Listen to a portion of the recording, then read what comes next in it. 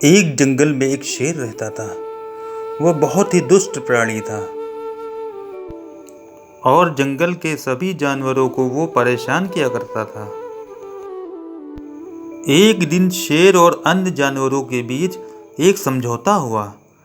शेर के भोजन के लिए रोज एक जानवर को उसकी गुफा में जाना पड़ता था।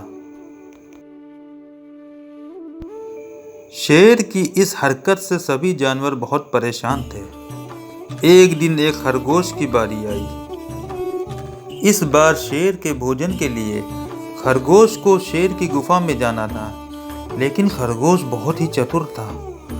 वह किसी भी हालत में शेर की खुराक नहीं बनना चाहता था, जिसके लिए खरगोश ने एक चाल चली और उस दुष्ट शेर को खत्म करने की एक योजना बनाई। सभी जानवरों को अलविदा कहकर खरगोश शेर की गुफा की ओर चल पड़ा।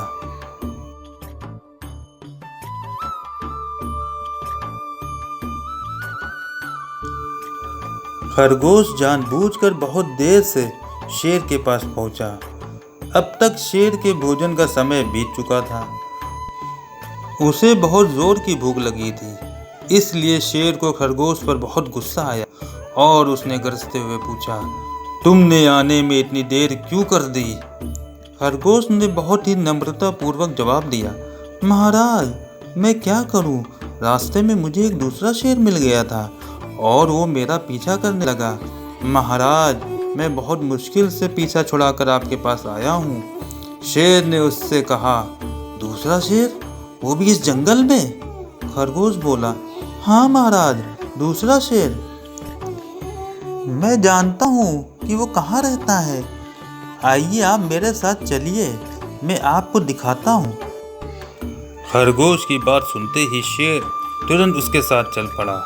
खरगोश शेर को एक कुएं के पास ले गया और कहने लगा, महाराज, वो दूसरा शेर यहाँ रहता है, आइए और कुएं के अंदर देखिए।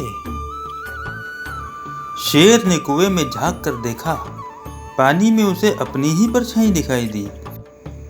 उसने उस परछाई को ही दूसरा शेर समझ लिया और गुस्से में आकर जोर से गरजने लगा।